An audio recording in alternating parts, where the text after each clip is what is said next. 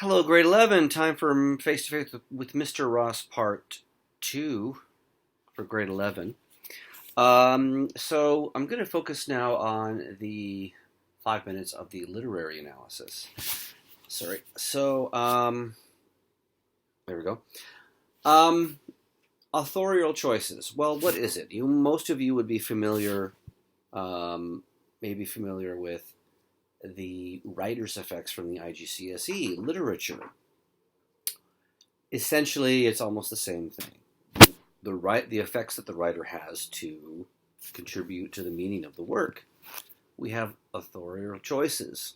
Okay, the choices the author makes to enhance the meaning or message of the content of the work.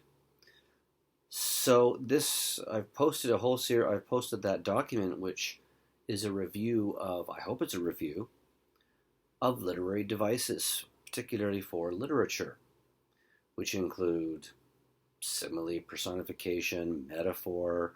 There's also, foreshadowing, structure, alliteration, irony, if I said that. So all these literary devices that writers use to, add more resonance and power to their writing, to enhance the effects of the writing.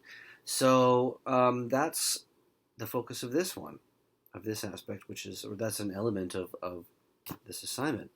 So now I'd like to do I'm sitting on the bed here against the. It's difficult to do this, but I'm trying to get this straight. I'm going to give an analysis of exactly 40 lines from A Handmaid's Tale. Apologies to Hafsa, or maybe Hafsa has happy I'm doing this. I'm going to look at the passage that she gave bullet points for, and I'm just going to give my own interpretation of these 40 lines. So here we go. I'm just doing this right from the book. I want to also look at some of your writing from last week on Offred, analysis of Offred's character. I've looked at 2 or 3 of them. So, here we go. So again, looking at this idea of the 4 C's. The 4 C's. And I'm going to look at the clock right now, see if I can get this one in 5 minutes.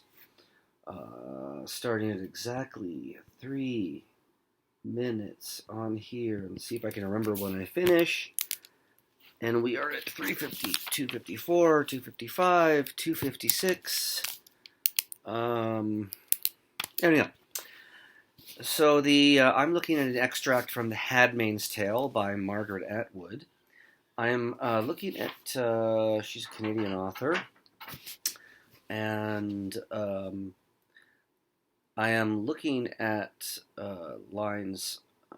pages 70 and 71, which begins at page 70. It's Janine telling about how she was gang raped.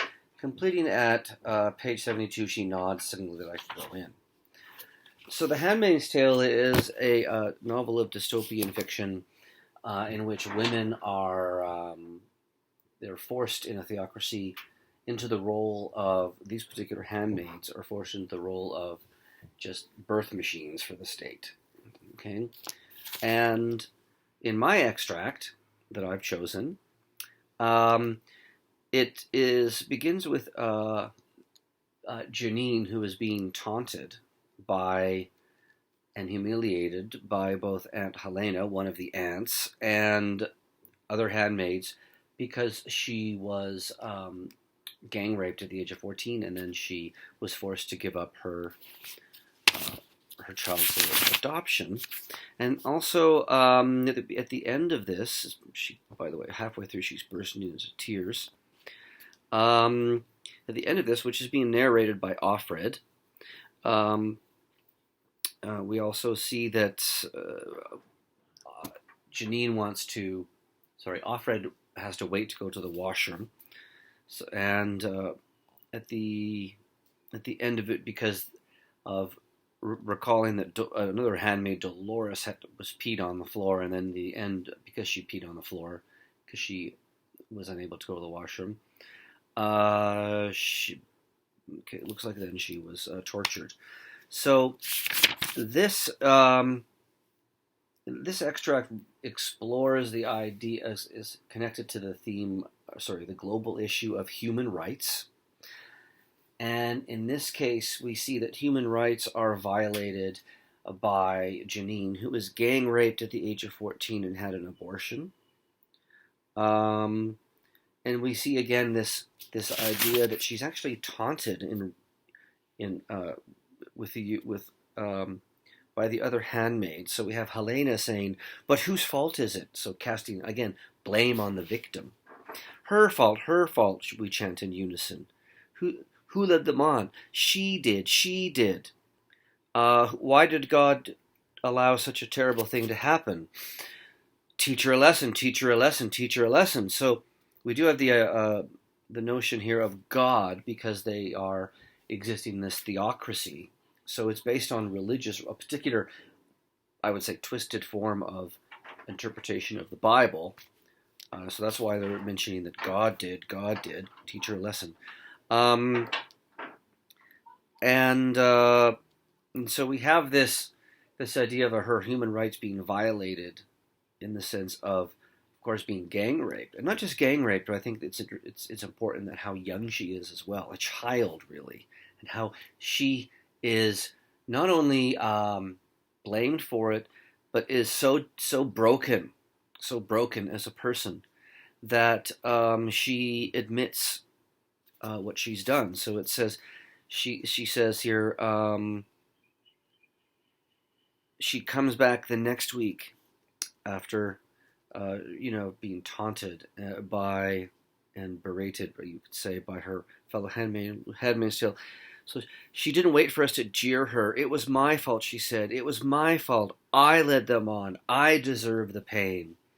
So whether she believes that or not is unclear, but she's wanting to avoid this sort of abuse by her own handmaids and being mocked, taunted, verbally attacked by her own handmaids.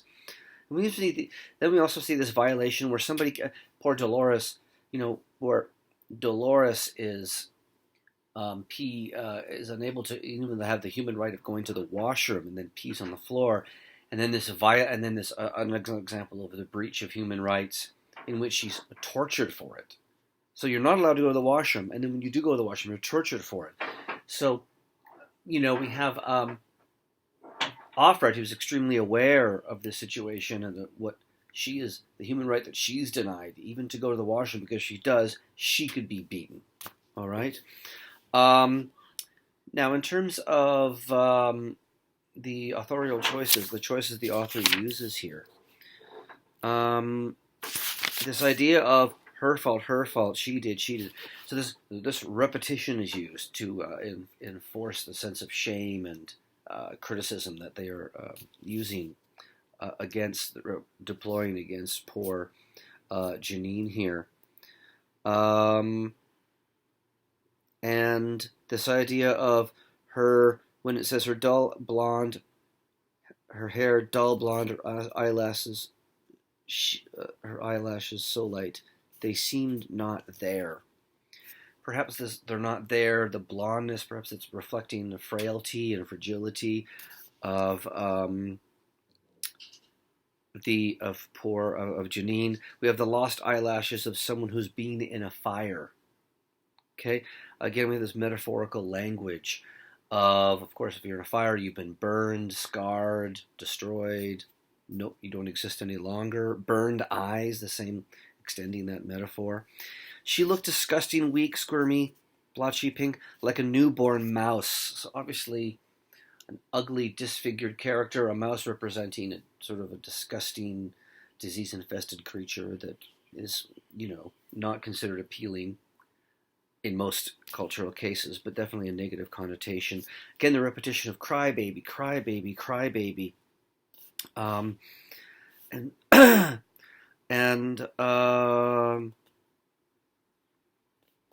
Okay, so that's an example of some of the authorial choices that are used in this particular passage to highlight this issue of global human rights in terms of what the different characters, the human rights that are stripped from them. Okay, the right to avoid, perhaps not to be accused in terms of gang rape. Okay, gang rape at 14, to go to the washroom, and to go to the washroom and then not be tortured. So this is an example of, so this extract, highlights, I would say, 3 examples of a violation of their human rights and a denial of human rights. Okay, what is that? 10 minutes and 31 seconds. Okay. 7 minutes, 7.5 minutes. I'm getting there, but so it's a matter, I guess, of selecting some of the best examples that you can. Now, as far as our Zoom, I've never done it. Let's just try it. I believe you have to join and I'll add you on. Maybe if somebody can go on to either someone can go on the WeChat and just give me a brief explanation of how to do it. It looks like I just add on. Okay, I just add on. It says add email addresses. Something I've seen Akshat's up there, so it looks like I'm just going to click and add him. Also, otherwise it says add email addresses, so which I can get access to. So I'll try doing inviting people around 1:45, 1:50 tomorrow, and see if we can get on. Try to get on if you can. All right. Can't think of anything else right now, and I'll post this.